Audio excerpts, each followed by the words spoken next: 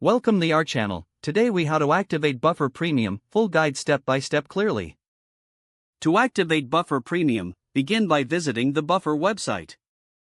If you don't have an account, click on the Sign Up button. You can sign up using your email, Google, or social media accounts. Once you've created an account, log in with your credentials. Upon logging in, navigate to your dashboard. Look for the Upgrade or Plans option, usually located in the top menu. Click on the Upgrade button to view the available plans. Select the Premium plan and click on Choose Plan or a similar option. Review the details of the Premium plan, including features and pricing. Next, click on Continue or Proceed to Payment. You will be prompted to enter your payment details.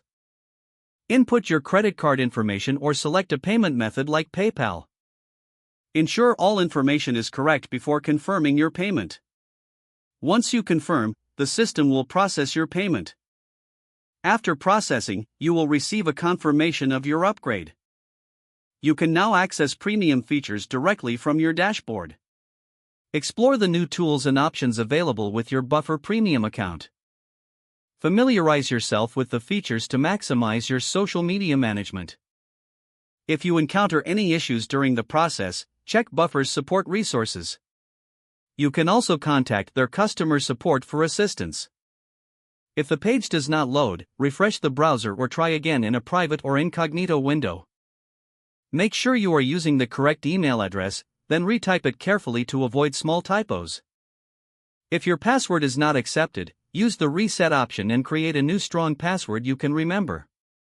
Check your spam folder for verification or security emails, then complete any requested confirmation steps.